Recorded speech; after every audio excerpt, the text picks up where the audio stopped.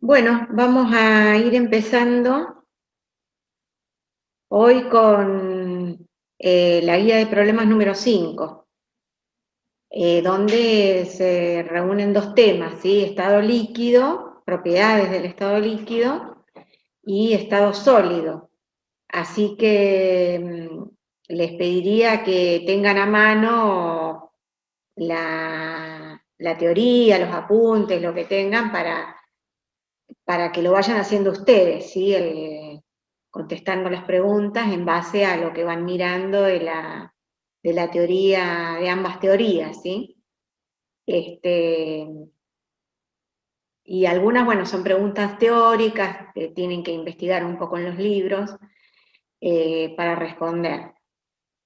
Así que tengan por ahí a mano, si ya lo hicieron, mejor así lo comparten con los compañeros.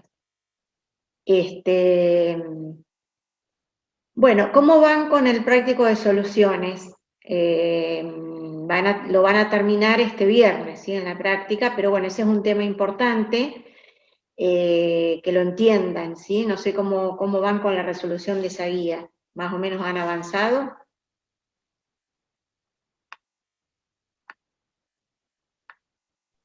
Sí, profe, bastante bien. Bueno, vamos a empezar entonces con la primera parte. Las primeras preguntas se refieren a propiedades del estado líquido, así que bueno, tengan presente, les decía, así lo van razonando y lo van diciendo ustedes. Bueno, entonces en el primer problema les dice que tienen dos líquidos, un líquido A, un líquido B, se colocan en recipientes que están abiertos a la atmósfera, un recipiente para cada uno, pensemos, ¿sí? Ambos a la misma presión y temperatura, y se ve que el líquido A se evapora con más rapidez que el B. Entonces, en función de eso, decir si alguna de estas opciones es cierta, dice, se puede deducir que A es el líquido de menor masa molar, menor densidad, menor temperatura de ebullición, mayor presión de vapor, menor fortaleza de las fuerzas intermoleculares. A ver, ¿cuál de todas estas señalarían de características del líquido A, que es el que dice que se evapora más rápido que el B?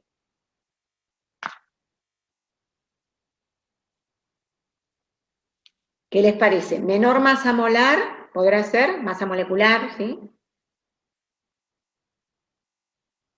Que A tenga menor masa molar que B, ¿qué les parece?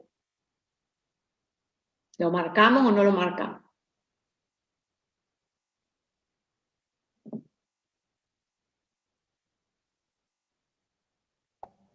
A mí me pareciera, profe, que la C, perdón, y la D serían correctas. O sea, menor temperatura de ebullición y mayor presión de vapor.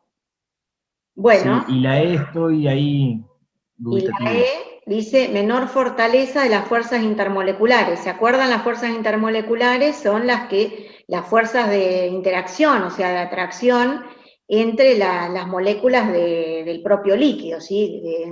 Entre las moléculas de A o entre las moléculas de B.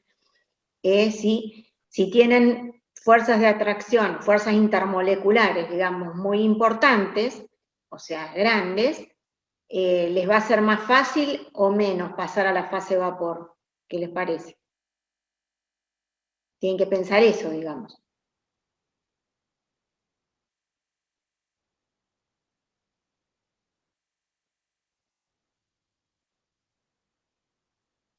Entonces, de menor temperatura de ebullición, A tiene menor temperatura de ebullición que B, no sé si están de acuerdo. Claro, acá me ponen, le es más fácil evaporarse. Claro, cuanto menor sean esas fuerzas intermoleculares, más fácil es que se evapore, ¿sí? O sea que si es así, lo estarían marcando también, ¿sí? El líquido A tiene menor fortaleza de la fuerza intermolecular, entonces pasa más fácil a la fase de vapor, por lo tanto se evapora más fácil. Lo que podemos hacer acá para asegurarnos, digamos, de que si vamos a marcar C, D y E, o alguna más, es, piensen cómo es la presión de vapor en función de la temperatura para un líquido puro, en este caso para A y para B.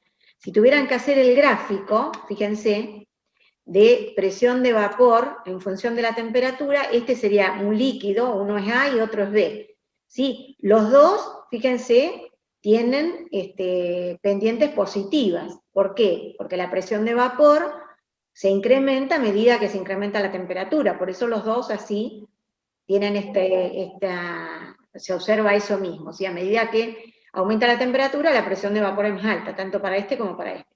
¿Pero qué tienen de distinto? Tienen distinta pendiente.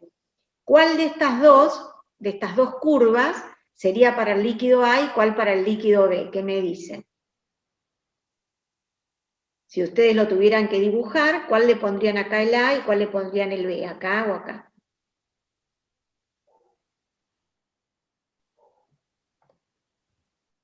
¿Cuál le pondrían? El y el de arriba. ¿La de arriba cuál? Perdón. La A. La A. Y entonces esta sería la B. Esa sería la B y esa sería la A. Bueno, y entonces ahora, mirando este diagrama, es mucho más fácil responder esto, o estar seguros de lo que responden. Por ejemplo, me decían antes que se podría señalar esta, que A tiene menor temperatura de ebullición. Entonces, ¿dónde leemos la temperatura de ebullición? La temperatura de ebullición normal, por ejemplo. Tendríamos que marcar por acá una atmósfera, supónganse que fuera ahí, vendríamos acá, y ahí, sobre esta curva, leeríamos la temperatura de ebullición de A. Seguimos derecho, sobre esta otra, leeríamos acá, en temperatura, la temperatura normal de ebullición de B. Entonces, ¿qué es lo que estamos viendo? ¿Cuál tiene menor temperatura de ebullición? ¿La de A o la de B? La de A. La de A, o sea, esta la vamos a señalar, ¿sí? A, que es el líquido que se evapora más fácil, bueno, tiene menor temperatura de ebullición. ¿Y qué vemos? Que a una determinada temperatura, por ejemplo, me marco acá, ¿cuál tiene mayor presión de vapor? ¿A o B? Fíjense. Mayor presión de vapor, a cualquier temperatura. Me marco ahí, miro. A tiene mayor presión de vapor. Pongo a esta temperatura, lo mismo. A tiene mayor presión de vapor. Entonces, esta también la vamos a tildar, mayor presión de vapor, ¿sí? Bueno, y justamente eso sucede porque A es el líquido que tiene menor interacción entre sus moléculas, o sea, las fuerzas intermoleculares, entonces pasa más fácil a la fase de vapor. ¿Está bien? Bueno, y la menor densidad y menor masa molar lo marcarían, no lo marcarían.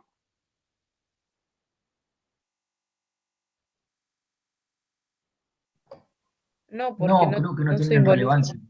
Pregunta. Claro, estas no, porque no tienen nada que ver, o sea, no tienen nada que ver con que se evapore más o menos, ¿sí? Bueno, pasamos a la segunda, ¿sí? Dice, la presión de vapor de un líquido en un recipiente cerrado depende de, ¿cuál de estas cuestiones? Justifique su respuesta.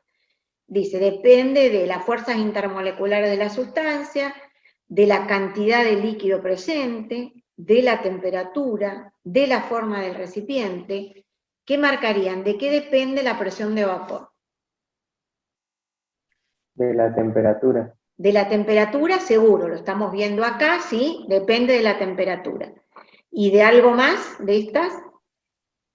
De las fuerzas intermoleculares. Y de las fuerzas intermoleculares de la sustancia, porque eso tiene que ver con la naturaleza del líquido que decíamos, ¿sí? Depende de la temperatura y de la naturaleza del líquido. ¿A qué nos referimos con la naturaleza del líquido? Y justamente a cómo son las interacciones entre las propias partículas de ese líquido, ¿sí? Entonces esas dos las vamos a marcar, ¿sí? Bueno, capaz que alguien piensa otra cosa, ¿sí? De la cantidad de líquido presente lo vamos a marcar, si hay mucho o poco, ¿tiene algo que ver? No, no tiene nada que No ver. tiene nada que ver, ¿sí? Porque estamos diciendo, depende de la temperatura y de la fuerza de interacción entre sus partículas. Entonces, si hay mucho o poco líquido, no tiene nada que ver. Y de cuál sea la forma del recipiente, tampoco, ¿sí? Entonces, marcamos S y marcamos la temperatura. Bueno, ¿alguna duda hasta acá le queda a alguien? No, profe, ninguna duda. Bueno, sería bueno que participen no siempre los mismos, ¿sí? Así que porque por ahí a 1 o 2 alumnos no le quedan dudas, pero hay otros que sí, que lo digan, ¿sí? Que lo digan, que pregunten, ¿sí? Si quedan dudas de estos dos, ¿sí? Si alguien tiene una duda, digan ahora y si no avanzamos, ¿sí? Pero traten de participar. El práctico es para que lo hagan ustedes, ¿sí? Bueno, vamos avanzando. Sí. Profe, yo tengo una duda con el número 2, que dice la cantidad de líquido presente. O sea que Sí. si no hubiera nada de líquido, no se generaría vapor, ¿o sí? Y no, si no hubiera nada, no. Pero bueno, pero ahí no tendrías ningún líquido, ¿entendés? O sea, se refiere, si vos tenés un líquido puro, tengas poco, tengas mucho, la presión de vapor va a depender solo de a qué temperatura esté, ¿sí? No importa si tenés mucho o tenés poco, si vos medís con lo poco o con lo mucho que tengas, vas a medir la misma, a una determinada temperatura, la misma presión de vapor. Si no tenés nada, no podés decir nada porque no lo tenés al líquido, ¿sí? Estamos refiriéndonos a si está el líquido, si es mucho, si es poco, no interesa, ¿sí? Pero tiene que estar, algo tiene que haber, si no, no.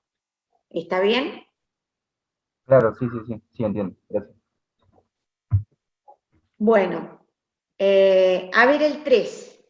Bueno, este es importante, estos gráficos, fíjense que son todos los mismos, ¿no es cierto? Presión de vapor en función de la temperatura, acá con algunos líquidos en concreto, ¿sí? El agua, estos líquidos orgánicos, tetracloruro de carbono, el cloroformo, que es un líquido orgánico, también, ¿sí? Éter dietílico, son líquidos en concreto con valores reales, ¿sí? de presiones de vapor en función de la temperatura. Bueno, ustedes es importante que sepan leer todo lo que se pueda en estos gráficos, interpretar los gráficos y que también ustedes los sepan graficar si tuvieran algunos datos, ¿sí? Entonces, en este caso, les da ese gráfico, ¿sí? Con unos líquidos en concreto. Y algunas preguntas les hace entonces respecto, a ver, del gráfico. Pregunta. Utilizar el gráfico para determinar la temperatura normal de ebullición del agua y del cloroformo. Acá está el agua y la verde del cloroformo. Bueno, entonces, ¿qué temperatura normal de ebullición vamos a decir, a leer acá en este gráfico para el agua y para el tetracloruro de carbono? A ver si alguien me dice lo que lee del gráfico. Para el agua sería 100 grados. Para el agua sería 100 Y grados del centígrados. Y para el cloroformo, 60. Para el cloroformo, 60 grados centígrados. ¿Están todos de acuerdo? Bueno, la del agua sí, 100 grados centígrados. Bueno, y la del cloroformo, 60 grados, o sea, acá. Esta sería... ¿Y cómo lo leen del gráfico eso? Venimos. Esta sería la del cloroformo. ¿Por qué 60 grados centígrados? No, profe, esa sería la Naranja, cloroformo. Ah, perdón, es la anaranjada, yo estaba mirando mal. Es la anaranjada, perfecto, sí, 60 grados. Entonces, ¿cómo hicimos para leer la temperatura normal de ebullición?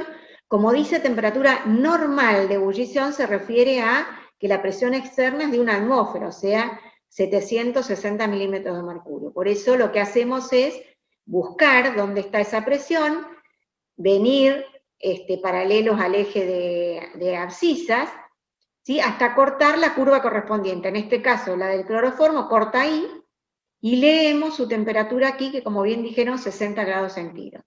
Y la del agua, bueno, aquí ven cómo se leen los 100 grados. O sea que hasta ahí vamos bien. Bueno, ahora ¿qué dice? Indicar cuál de estas, cuál es la sustancia más volátil, y bueno, y por qué, si hay que justificar. de todos estos líquidos, estos 4 líquidos, ¿cuál sería el líquido más volátil y por qué consideran que es el más volátil?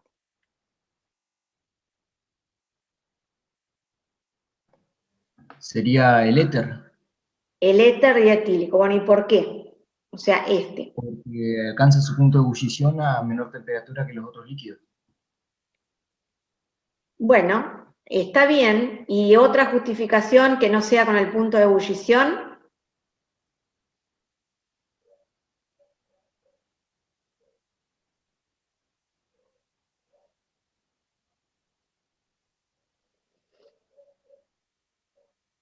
Se evapora más rápido, me dicen por acá. Sí, y digamos, en el gráfico, eso es cierto, se evapora más rápido, o más fácil, digamos.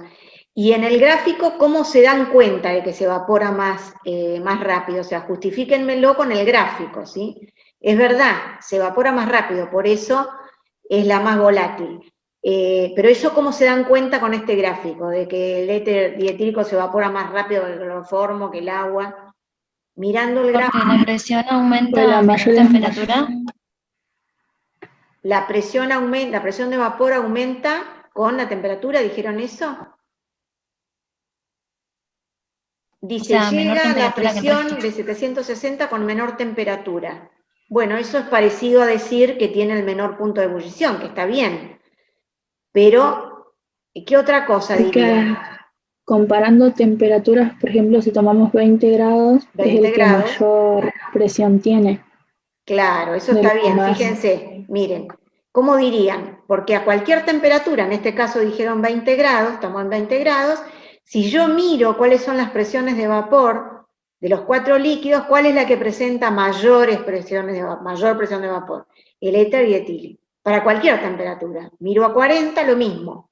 A 40, de los 4, el que tiene la mayor presión de vapor es el éter dietílico. Eso sería otra forma de justificarlo. Dicen la pendiente más inclinada, es decir, la mayor pendiente. Sí, presenta la mayor pendiente, es verdad. Presenta la mayor pendiente y es por eso, porque a cualquier temperatura presenta la mayor presión de vapor.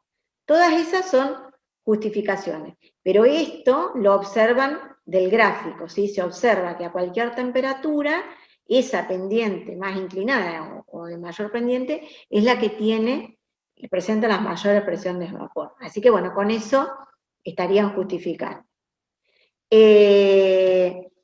Bueno, entonces el éter dietílico que puse yo acá, para cada temperatura presenta las mayores presiones de vapor. Lo otro también está bien, lo pueden agregar, ¿sí? Tiene la menor temperatura normal de ebullición, que también se observa acá en el gráfico, ¿sí? También está bien eso. Bueno, y la otra pregunta que era, dice, determinar la presión de vapor del tetracloruro de carbono, que es el verde, a 60 grados centígrados, y del éter dietílico a 20 grados centígrados. A ver, ¿qué leen en el gráfico ustedes respecto de la presión de vapor del tetracloruro de carbono a 60 grados centígrados? ¿Qué es lo que leen? Que es la misma que el éter. 400 milímetros de mercurio. A ver, vamos a 60 grados centígrados, estamos acá. Vamos al tetracloruro de carbono, o sea, el verde. Vengo acá y está un poquito por arriba de 400, ¿sí? ¿Cuánto dirían ustedes? Para el éter, para el tetracloruro de carbono. ¿Cuánto leen acá? Es un poquito más de 410. 420, o fíjense, si acá es 600, en la mitad sería 500, así que sí, 430 pueden estimar, ¿sí? 430 por ahí. Hasta 450 puede ser, porque ahí cruza, ¿sí? Está bien, ¿sí? Bueno, y la del éter dietílico a 20 grados centígrados, ¿cuánto leen? Acá. Y es la azul, ¿sí? ¿Cuánto leen ustedes? 400. Esta sí está bien en 400, ¿sí? Así que bueno, entonces dirían, bueno, yo le puse para el tetracloruro de carbono 450 milímetros de mercurio y para el otro 400. Bueno, acá si ponen 420 también está bien, porque es un estimado, ¿sí? Ustedes tienen que mirar bien, digamos, el gráfico, qué escala tienen, ¿sí? Si acá fuera 500, yo pondría 420, pero como acá es 600, quiere decir que en la mitad sería 500 milímetros de mercurio, por eso 440, 450 andaría, ¿sí? Más o menos el estimado, ¿sí? Bueno, esto es muy importante, que sepan interpretar los gráficos, leer lo que uno quiere, ¿sí? Por ejemplo, estas cosas, ¿sí? Esto es lo que generalmente se toman los parciales, ¿sí? Lo sepan interpretar, leer, incluso si le dan los datos que lo sepan graficar, ¿sí? Bueno, ¿alguna duda de esto o podemos pasar al otro ejercicio?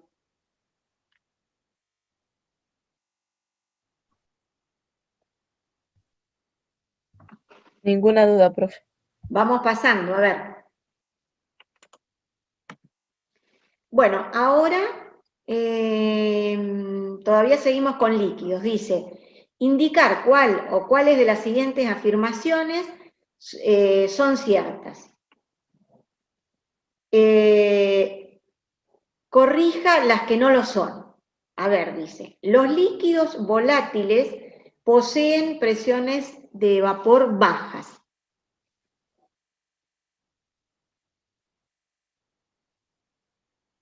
Falso. Sería Es falso. altas, ¿sí? Sería altas. Bueno, todos entienden qué es la palabra volátil, ¿cierto? ¿Qué es un líquido volátil? ¿Todos piensan lo mismo? Me gustaría saber porque nos ha pasado, digamos, que alguien no sepa qué significa volátil. Entonces, cuando uno hace la pregunta, no entienden qué se está preguntando, ¿sí? Líquidos volátiles, ¿qué son? ¿A qué llamamos algo volátil? ¿Saben? O sea, ¿lo entienden, digo, bien todos? Que se evapora más Cuando rápido. Sí, que se evapora, dijeron, que se evapora fácilmente sería, ¿sí? Sí, sí. Bueno, el otro dice, la viscosidad de los líquidos aumenta al elevarse la temperatura. ¿Esa que está bien o hay que corregir algo? Hay que corregirla, disminuye al elevarse Claro. la temperatura. Claro, disminuye, o sea, un líquido que le cuesta escurrir, ¿sí? Como la miel, ¿sí? Si nosotros la calentamos, vemos que va a escurrir más fácil, ¿sí? Entonces su viscosidad, ¿por qué? Porque su viscosidad con la temperatura disminuye, ¿sí? Así que este sería al revés, ¿sí? Luego dice, la tendencia de los líquidos a evaporarse aumenta al elevar la temperatura, pero disminuye al aumentar la fortaleza de las fuerzas intermoleculares. Esa es verdadera. Esta sería verdadera, ¿sí? Todo está bien, ¿sí? Cuanto más aumentamos la temperatura, más se evaporan, porque la presión de vapor aumenta, pero si las fuerzas intermoleculares son muy importantes, va a disminuir esa tendencia, ¿sí? Que es lo que pasa, por ejemplo, con el agua, ¿sí? Que tiene buenas fuerzas intermoleculares de tipo uniones puente-hidrógeno, y no se evapora tan fácil como, qué sé yo, como el alcohol, ¿sí? Otros líquidos, ¿sí? Bueno, entonces esta sí la marcaríamos como verdadera, ¿sí? Ahí la tildamos. Bueno, y esta dice, un líquido solo puede evaporarse cuando su temperatura es igual a la temperatura de ebullición. ¿Qué decimos ahí?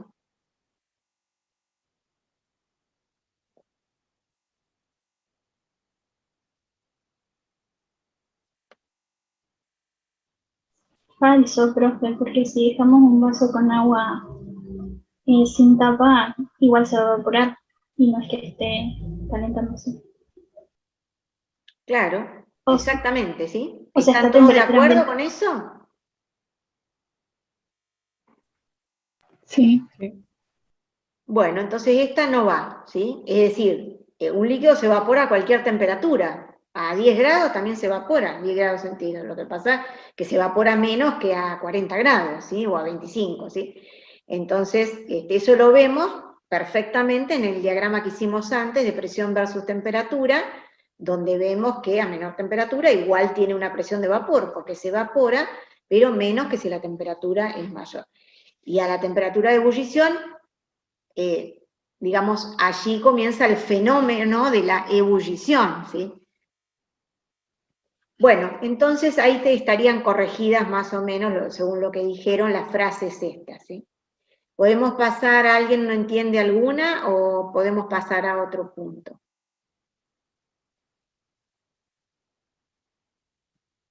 Pasemos Bueno. a otro punto.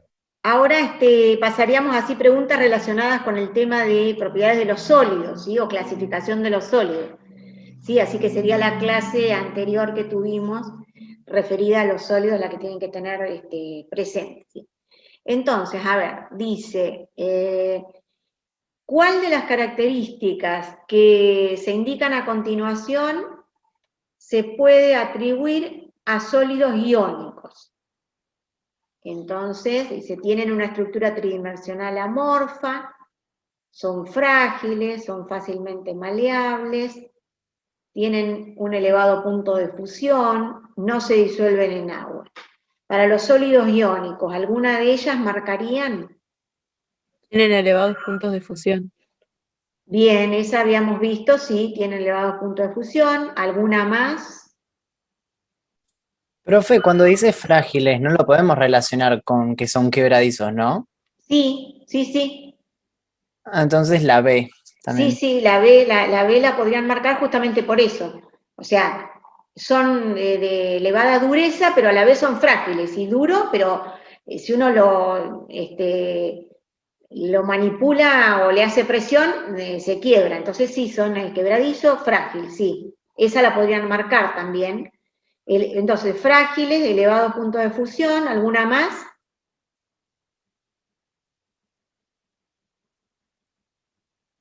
Estructura tridimensional amorfa no, porque ni siquiera sería un sólido cristalino, ¿sí? Sería un sólido amorfo. Maleable tampoco, ¿sí? Justamente porque son frágiles, ¿no? Y esta no se disuelven en agua, ¿no la marcarían? Esa la dudé porque generalmente si nosotros tenemos una sal, sí, las sales son iónicos, nada, podemos disolver una sal en agua, Exacto. por ejemplo, cloruro de sodio. Sí, perfecto. Así que yo esa también la pondría.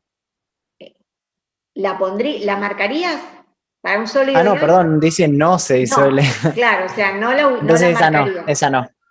No la marcarías. Bueno. Ah, mirá, está mal acá, esta no va. Esa no va. Espera, a ver, ¿puedo ir para atrás? Esa no va. Esta no se disuelve en agua, no va. A mí me quedó marcada acá, pero está mal, ¿sí? Bueno, dar dos ejemplos de sólidos iónicos. La sal de mesa, el cloruro de sodio. Bien, ¿qué otro? Carbonato de calcio. Bien, ¿algún otro?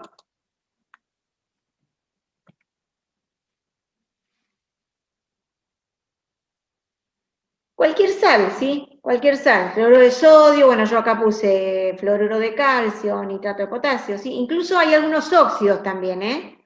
Óxido de aluminio, los óxidos, óxido de sodio, los óxidos formados así con los metales alcalinos son iónicos también, ¿sí? También pueden ir ahí, ¿sí? Bueno, pasamos al otro, dice, el hielo, agua en estado sólido, es un ejemplo de sólido molecular. Indicar las propiedades generales que presenta, ¿qué dirían? Propiedades de los sólidos moleculares, ¿sí? Indicar las fuerzas que mantienen las unidades juntas, ¿sí? Las mantienen unidas. Bueno, ¿qué dirían de acá de propiedades del sólido molecular, como en el caso del agua? Bajos puntos de fusión. Bien, bajo punto de fusión, ¿alguna otra? Es blando. No son Blando, conductores. bien. Bueno, ¿y los nodos de la red Son débiles. cristalina ocupados cómo? ¿Con qué? ¿Con qué tipo de partículas? Por átomos o moléculas. Átomos o moléculas, bien. Y bueno, ¿y qué fuerza? Dice indicar las fuerzas que mantienen unidas las unidades juntas, ¿sí? O sea, ¿cuáles son las fuerzas entre esas partículas que ocupan los nodos de la red? ¿Qué tipo de Fuentes de fuerzas? hidrógeno Las dipolo-dipolo. y las fuerzas London. Claro, en este caso, como el ejemplo es el agua, ¿sí? ¿Cuáles pondrían de esas? Puentes de hidrógeno. Claro, las uniones puente de hidrógeno sería para el caso del agua, ¿sí? No las otras, porque estamos hablando del hielo, del agua como sólido. Para los demás en general sí, pueden ser cualquiera de las otras, ¿sí? Bueno, y ahora otra pregunta, dice, ¿cómo se clasifican los sólidos cristalinos? Y luego, dentro de esa clasificación, ¿dónde ubicaría los siguientes sólidos? Bueno, ¿cuáles eran los 4 tipos de sólidos cristalinos? Vayan mencionando.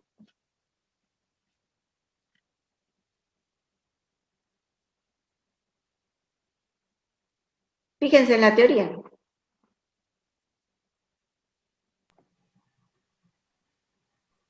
Amorfos.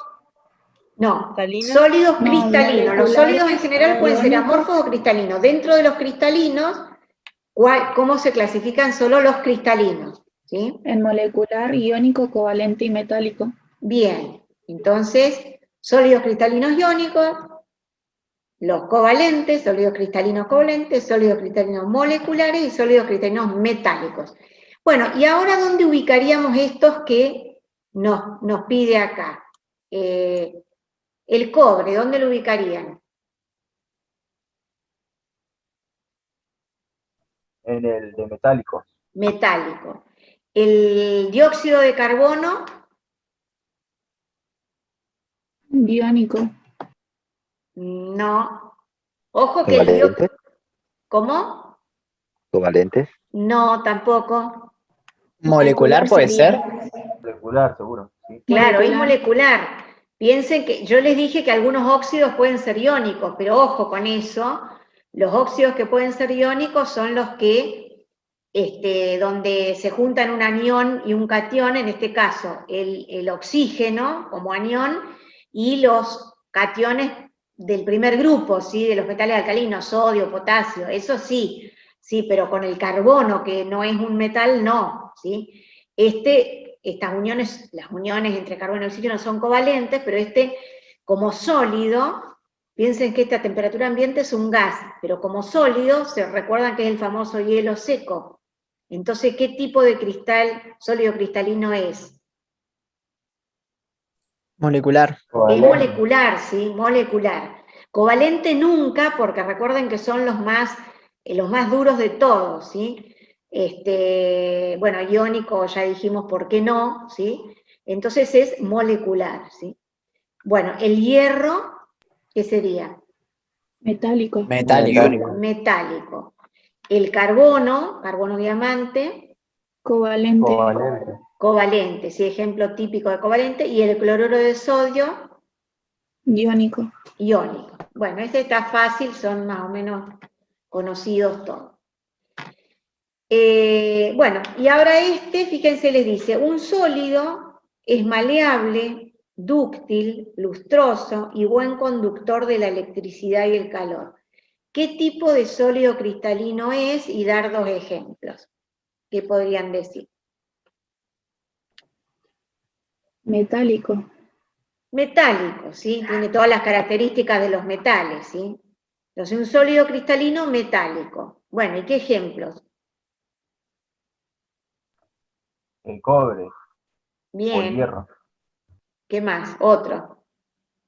Eso iba a decir, podíamos Mercurio. ver los ejercicios del 11. Claro, ¿qué otro? El El mercurio. platino, sí, todos los metales, chicos, cualquier metal, el sodio, ¿sí? El potasio, sí, todos esos están. Bueno, pasamos a la otra pregunta. El sodio Bueno, también acá es fíjense que yo me salteé preguntas, ¿sí? Yo pasé bueno, no sé cuál habíamos visto antes, hay 4 preguntas ahí en el medio, la 8, 9 y 10, creo, que son muy teóricas, las vamos a ver al final, que era para que ustedes busquen en los libros. Si alguien buscó, las vemos, si no, lo van a tener que hacer. Entonces, sigamos con esto, que es para más o menos interpretar la teoría. Vamos al ejercicio 13, dice, un químico, ya lo habíamos hablado en la clase pasada, creo, un químico recibió en su laboratorio un sólido blanco, determinó algunas propiedades y encontró que su punto de fusión y ebullición son elevados, que es soluble en agua, no conduce la corriente en estado sólido, pero sí su forma fundida y sus soluciones. ¿Qué tipo de sólido cristalino es? Y dar ejemplos. ¿Qué les parece? Iónico. ¿Perdón? Iónico. Covalente. Bueno, alguien dijo iónico y escuché por ahí covalente, ¿puede ser?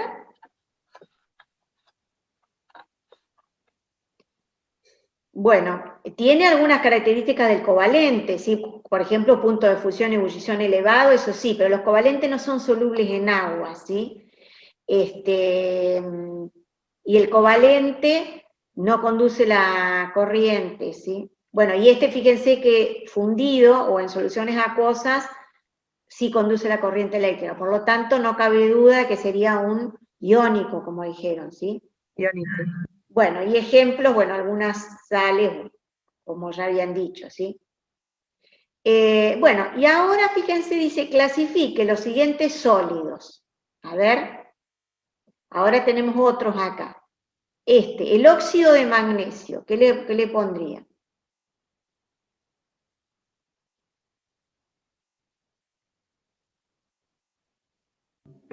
Ese sí sería iónico.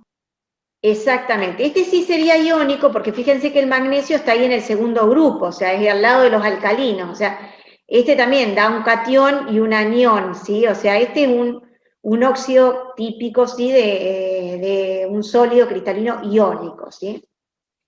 Bueno, pasemos acá el azufre, ¿sí? El azufre, bueno, su molécula es octoatómica, ¿sí? El sólido azufre, ¿qué les parece que puede ser? Molecular, profe, molecular. Sí, molecular. Incluso, bueno, ya cuando veamos más adelante vamos a ver que hay un tipo de azufre, una variedad alotrópica, el azufre tiene algunas variedades alotrópicas, y hay una incluso que es amorfa, ¿sí? Un sólido amorfo. Pero bueno, podrían poner ahora sólido cristalino molecular, está bien, ¿sí? Bueno, y el bromuro de hidrógeno, Molecular. molecular, el dióxido de silicio es el cuarzo, ¿sí? ¿Qué le pondrían?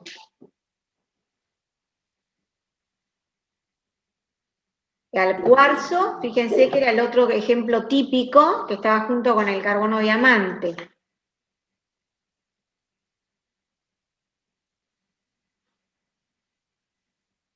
¿Qué tipo de sólido sería? Covalente. Covalente, ¿sí? Ese y el del carbono diamante, ejemplo típico. El carbono grafito, Covalente. covalente. El cromo, Metálico. Metálico. es un metal, así que sólido cristalino metálico. Cloruro de potasio, Iónico. Iónico. iónico. El argón, Molecular. Molecular. molecular. El agua, bueno, ¿qué era el agua? Molecular. Molecular. Y el magnesio, Metálico. También metálico. Bueno, vamos al 15, dice, indique qué tipo o tipos de sólidos cristalinos corresponden a las siguientes características. Mar de electrones por todo el sólido, ¿eso qué tipo de sólido sería? Sólido cristalino, está hablando, así que. ¿Cuál de los sólidos cristalinos? Metálico. Metálico, ¿sí? O sea que los electrones se mueven libremente por toda la red cristalina. Blando y de punto de fusión relativamente bajo, ¿qué pondrían?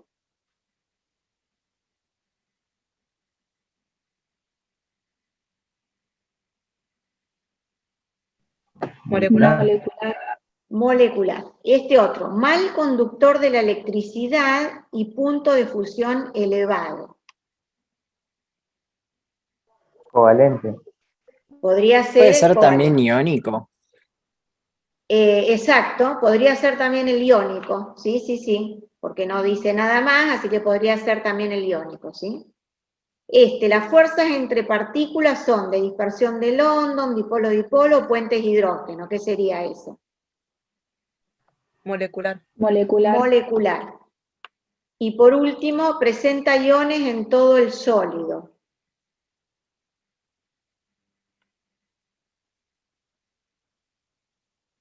¿qué sería? Metálico. Iónico. Iónico. Iónico, bueno, pero no está mal que sea metálico, ahora que me dicen. Sí, sí, podría ser también el metálico. Yo no lo puse, pero podría ser, porque en el metálico hay Porque dice cationes que en todo el sólido. ¿sí? iones positivos situados en puntos de la red. Exacto, o sea que podría ser el metálico también acá, ¿sí? Agréguenlo, ¿sí? Bueno, seguimos. Bueno, luego yo pasé acá los propuestos porque me interesa que hagamos este en particular. El primero es para que busquen y lo respondan ustedes sobre las características de la molécula de agua, que busquen propiedades físicas y químicas, por qué flota el hielo en el agua, ese algo lo habíamos charlado en clase, y si flotaría también el etanol, si el alcohol etílico, el que tenemos en la casa, como sólido, ¿no? Flotaría. Bueno, eso como para que lo respondan ustedes. Y vamos a ver un poquito ¿sí? Que me interesa porque acá tienen que graficar ustedes. ¿sí? Sería bueno, digamos, que lo grafiquen.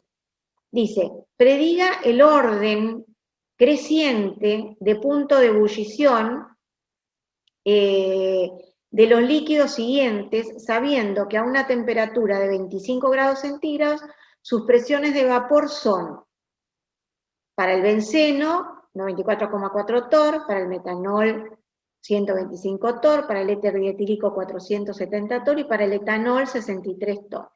Bueno, entonces, y que justifique. Entonces, tienen que poner de orden creciente, es decir, de menor a mayor, punto de ebullición de estos 4 líquidos. Bueno, podrían ustedes ordenar eso y cómo lo justificarían, cómo harían, bueno, qué orden pondrían y en función de por qué, ¿no? Piénsenlo un poquito y me dicen.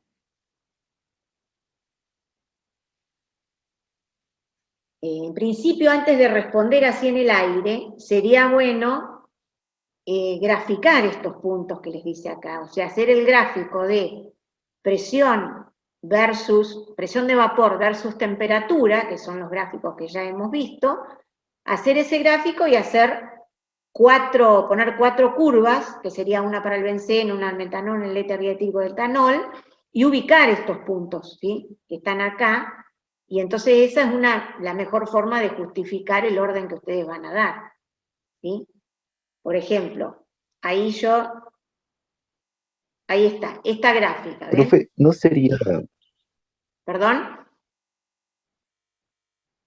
no sería el éter primero, luego el metanol, luego el benceno y por último el etanol?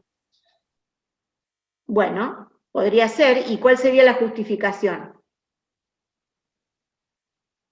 Que a la misma temperatura el éter tiene mayor presión de vapor y así va bajando. Sí, está bien, está perfecto.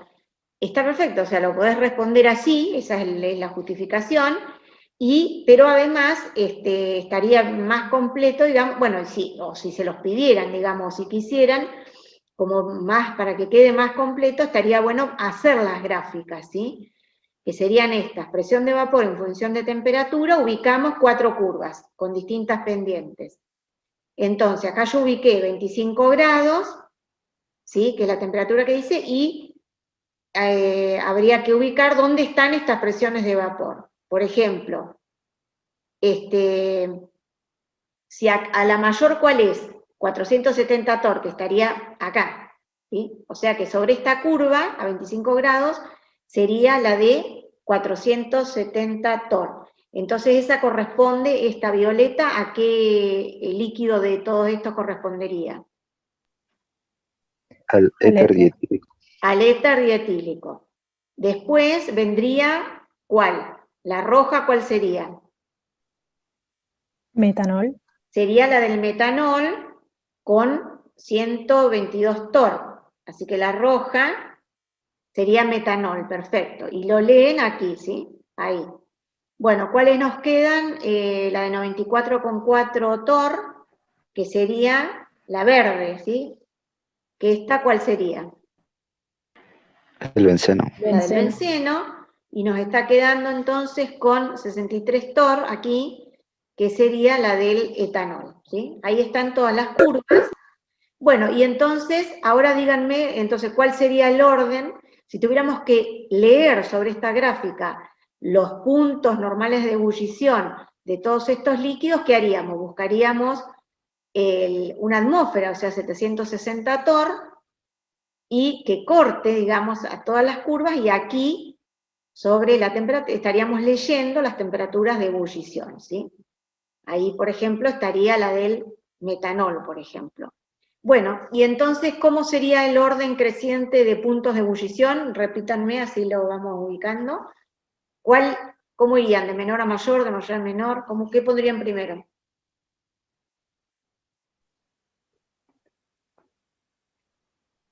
De menor a mayor, primero iría el etanol, después el benceno, el metanol y después por último el éter.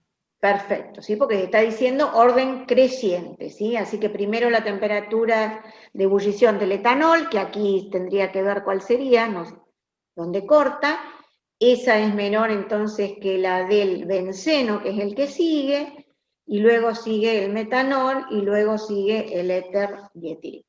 Siempre que tengan un problema así, lean bien, que dice, si dice creciente o si dice decreciente, porque nos hemos encontrado muchas veces con que les dice creciente y empiezan por el más grande, ¿sí? O se lo ponen al revés. Y está mal, ¿sí? O sea, hay que leer bien antes de contestarse. Bueno, ¿alguna duda hasta acá de todo esto? Entonces, esto lo tendrían que saber ustedes ubicar en el gráfico, ¿sí? Hacer ustedes el gráfico y ubicarlo, ¿sí? Más allá de que la primera respuesta que uno de ustedes dio está bien, ¿sí? Sin haber hecho el gráfico, estaría bien justificado. Pero bueno, si les piden el gráfico o haciéndolo, es mayor aún la justificación, ¿sí? Bueno, ¿alguna duda hasta acá con esto?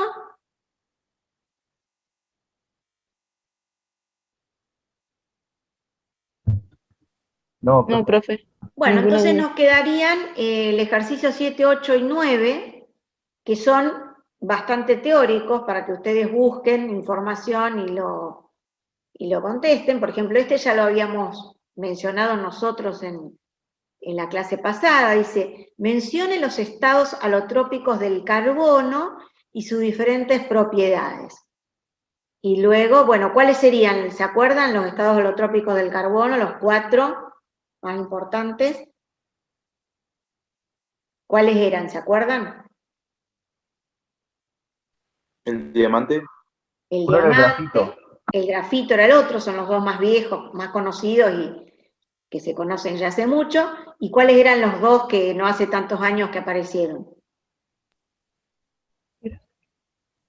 Fulereno, ¿puede ser? Bien, el fulereno. Grafeno. Y el El último, grafeno. el grafeno, ¿sí? El grafeno está en constante investigación porque tiene propiedades espectaculares y dicen que es material del futuro, etcétera, porque bueno, justamente por esa propiedad, y no hace muchos años que se descubrió.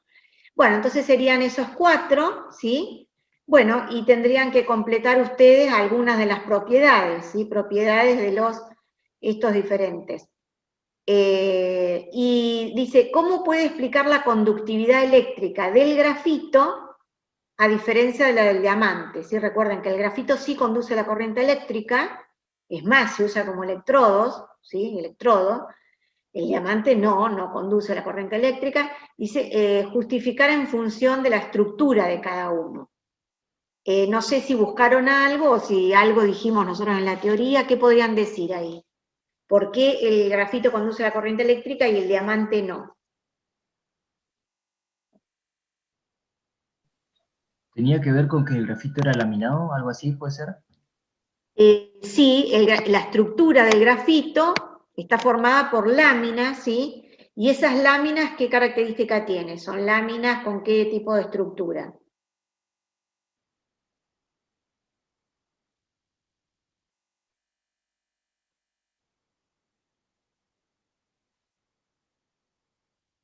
Recuerden que lo importante acá para la estructura, y la estructura del grafito, del diamante, ¿cómo es?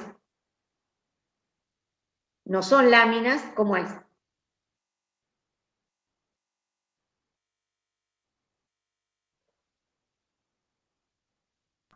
¿El diamante no es un tetraedro perfecto? Claro, es una estructura tetraédrica, en una tridimensional tetraédrica, si son tetraedros que se van uniendo entre sí, pero digamos, el tetraedro, ¿cómo es? Tiene un átomo de carbono y cada átomo de carbono está rodeado y unido a ¿cuántos otros átomos de carbono?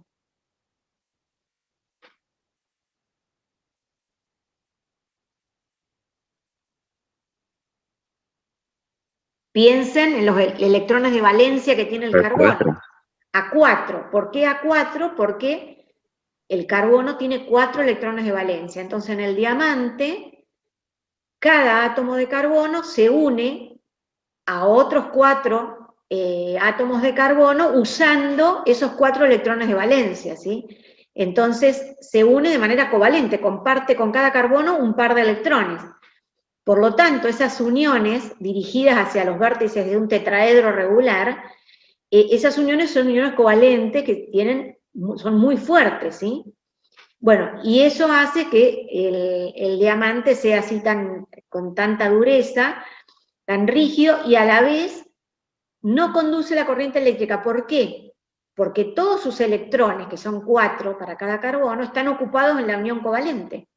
Entonces están ahí ocupados en mantener esa unión, por lo tanto no hay ningún electrón que se pueda mover, ¿sí? Entonces, por eso el diamante, dijimos, no conduce la corriente eléctrica.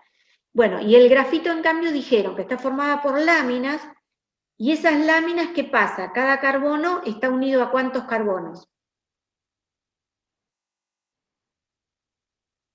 En cada lámina, ¿sí?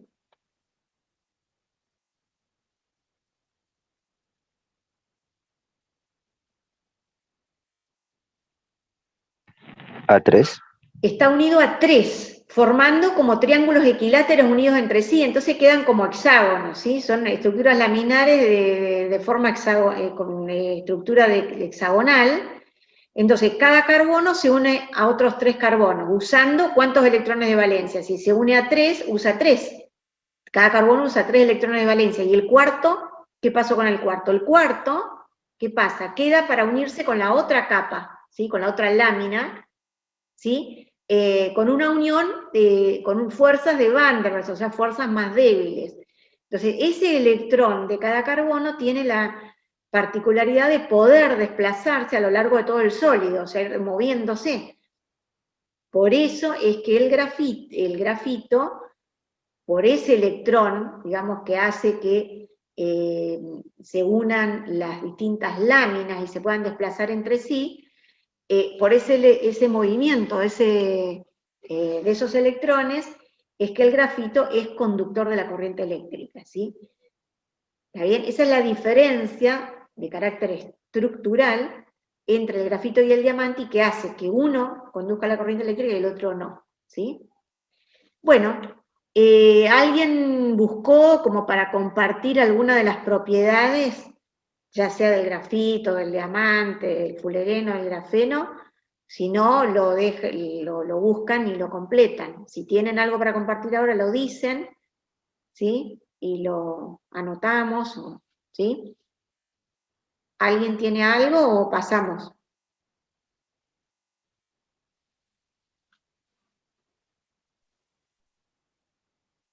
Bueno, esta pregunta, la 8, búsquenla también, cómo se obtiene el vidrio, mencione algunos tipos y usos. Bueno, ¿por qué está esta pregunta acá? Porque justamente habíamos dicho que el vidrio era un tipo de sólido, un ejemplo de sólido amorfo, ¿sí? Entonces, de paso, busquen cómo se fabrica, ¿sí? Y bueno, ¿y qué tipo de vidrio pueden tener? ¿Sí? Recuerden que hay vidrios, porque hay vidrios que pueden ser coloreados, que es lo que tienen, otros vidrios, que sea vidrio de borosilicato, por ejemplo, que tiene propiedades que se puede calentar, ¿sí? Como el vidrio Pirex, etcétera, y otros no, ¿no? Entonces, bueno, esto busquen un poquito ustedes en alguno de los libros para completar ahí, ¿sí? Bueno, algo para agregar acá de grafito, diamante, fulereno, alguien tiene, si no seguimos, ¿sí? Con lo que queda. Que nadie puede rayar al diamante. Bien, bueno, eso porque es extremadamente Duro, perfecto, sí. Bueno, ahí yo puse algo, si ustedes pueden completar. Si el grafito, bueno, recuerden, ¿qué propiedad? Conductor de la electricidad, medio negruzco, lustroso. Sí, el diamante, bueno, extremadamente duro, lo que te dicen, nadie lo puede rayar, alto punto de fusión. Bueno, y los fulerenos y el grafeno sería importante que busquen, porque, bueno, son materiales nuevos y con muchísimas cosas diferentes de la del grafito y del diamante, y cosas de utilidad, ¿sí? Por ejemplo, el fulereno tiene la particularidad de que se puede disolver en solventes orgánicos, cosa que estos anteriores no se disuelven, ¿sí? Ni en agua ni en otros solventes. Recuerden que el fulereno era una molécula de 60 átomos de carbono, bueno, y que a partir de allí se fabrican todo lo que, lo que son nanotubos, ¿sí? Bueno, y el grafeno busquen porque tiene propiedades excelentes, y bueno, ya les decía, está catalogado como material del futuro por justamente esas propiedades que tiene. Bueno, pasemos entonces a ver, ¿quedaba alguna otra pregunta?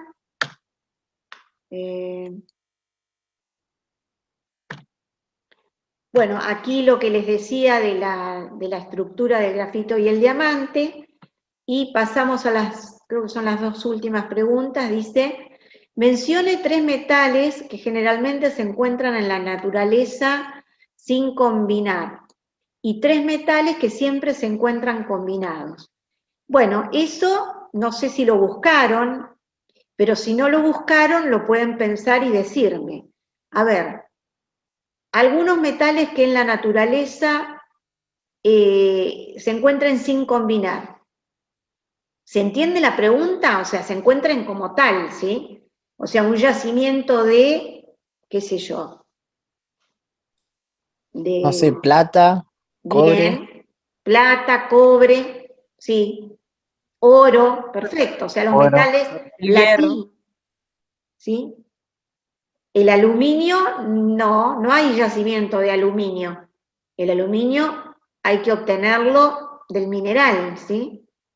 O sea, el aluminio no iría en metal sin combinar, ¿sí? Metal sin combinar si hay un yacimiento. Cobre sí, el cobre también se obtiene del mineral, pero hay cobre en estado nativo, o sea, cobre como cobre solo, ¿sí?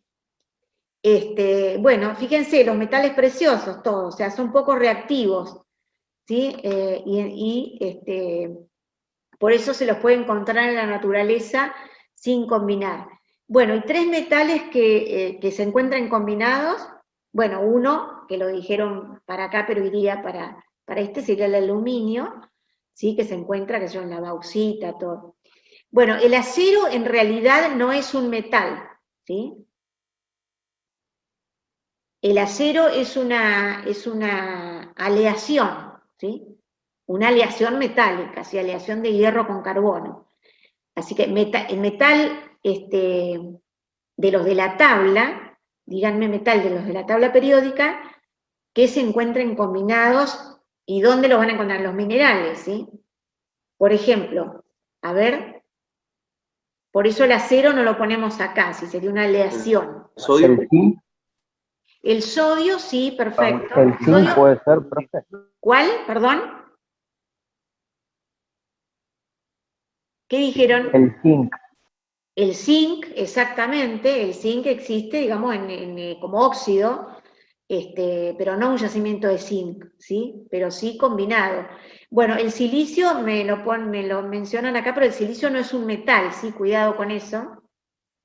Bueno, entonces, todos los metales alcalinos, que son los del primer grupo y los del segundo grupo también, los alcalino terrestres los van a encontrar sí o sí, todos combinados, es decir, en forma de óxidos, en forma de sales, otras sales, etcétera, pero nunca va a haber un yacimiento de sodio, o de litio, por ejemplo, ¿sí? Están formando algún tipo de compuesto, ¿sí? En sus minerales. Bueno, así que todos ellos, fíjense, son ejemplos de metales que se encuentran combinados, ¿sí? Los que dijeron, litio, sodio, potasio, calcio, todo eso. ¿Por qué? Porque son muy activos, muy reactivos, entonces no están solos, enseguida se combinan. Por ejemplo, con el oxígeno. ¿sí? O formando cualquier otro tipo de sal. El zinc que nombraron también, ¿sí? Bueno, y la otra pregunta esta, que era para que busquen también en los libros, relacionada específicamente con los metales alcalinos, ¿sí? O sea, los del primer grupo, litio, sodio, potasio, rubidio, cesio, etc. Bueno, que busquen las propiedades, algunas propiedades generales, propiedades físicas y propiedades químicas de los metales alcalinos, ¿sí? No sé si tienen algo de esto para comentar, si alguien buscó o saben alguna propiedad. Bueno, una ya la dijimos, la pueden decir nuevamente. Propiedad de los metales alcalinos, ¿qué podrían decir? Son Se encuentra conductores de electricidad, ¿no? Ay, perdón, repitan porque hablaron dos y no entendí.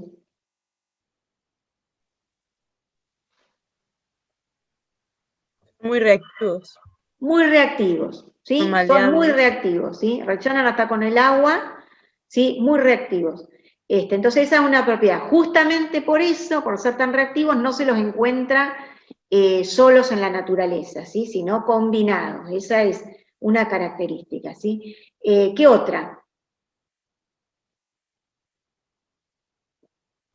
Son maleables. Exacto, son maleables, son blandos, ¿sí? Se los puede cortar, ¿sí? Cortar con cuchillo, por ejemplo, cosa que no pasa con otros metales, ¿sí? Que es característica propia de los alcalinos, ¿sí?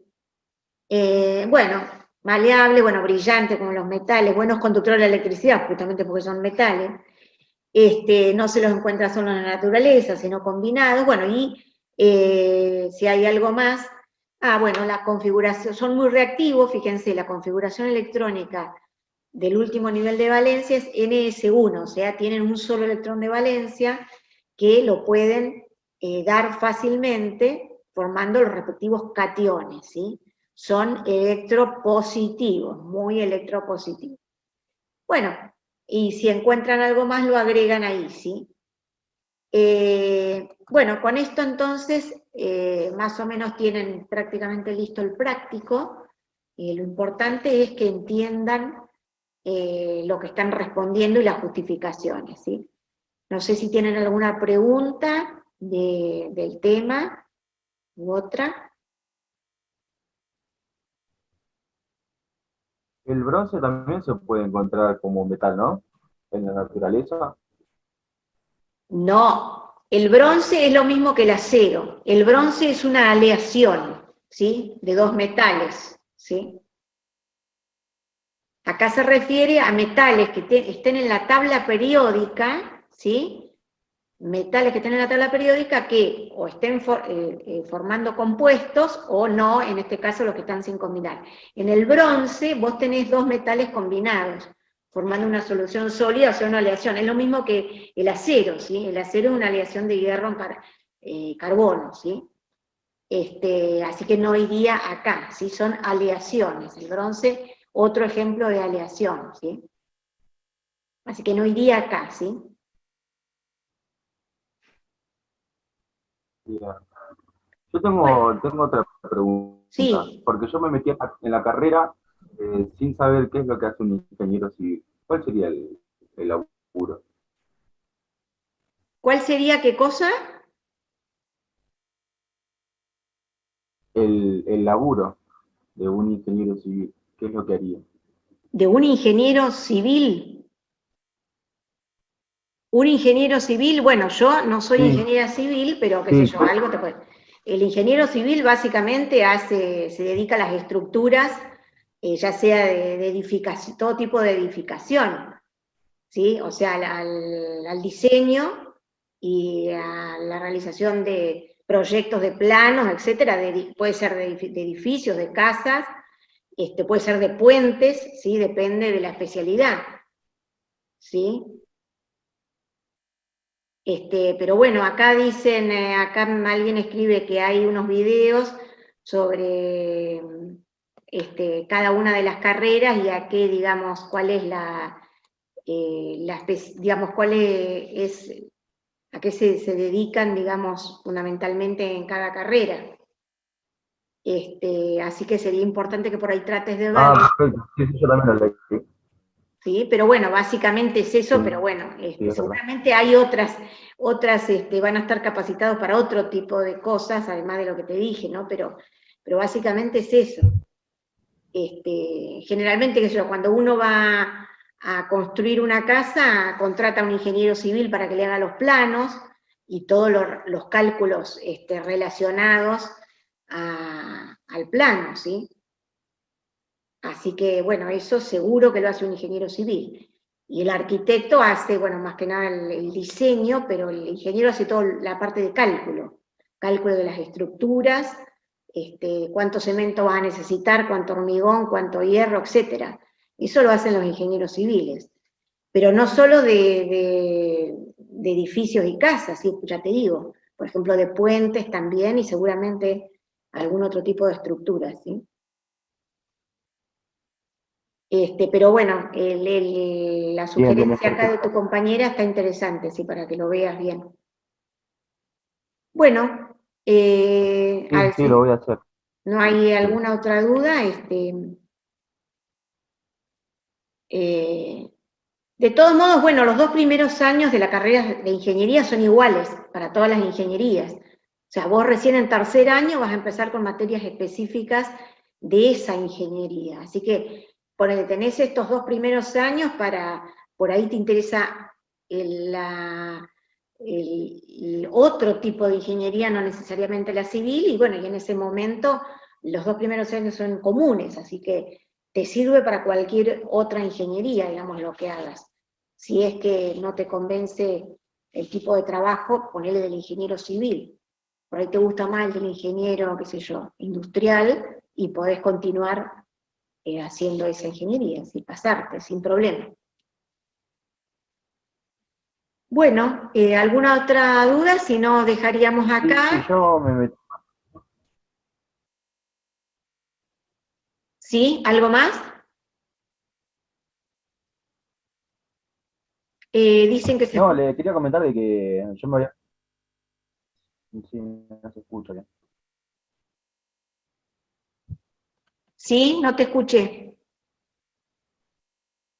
No, que le quería comentar que me había metido a la carrera porque quería hacer mi casa, quería construir mi casa y bueno, Sí. quería saber si iba a estar orientado a eso y veo que sí, aparte Sí, sí, claro que de sí. edificar edificios, Sí, sí, perfectamente. Sí, sí. así que bueno, bien, bien, perfecto. Bueno, a seguir para adelante entonces, Por a supuesto, seguir estudiando. por supuesto. Aparte, bueno, el ingeniero civil, lo bueno que tiene es que pueden trabajar de manera independiente después, ¿entendés? No necesariamente en relación de dependencia, y también puede ser, pero en cambio hay otras ingenierías que es muy difícil el trabajo independiente, ¿sí? Como que uno depende de trabajar para alguna empresa, petrolera o no, pero bueno, es más difícil trabajar por su cuenta, ¿sí?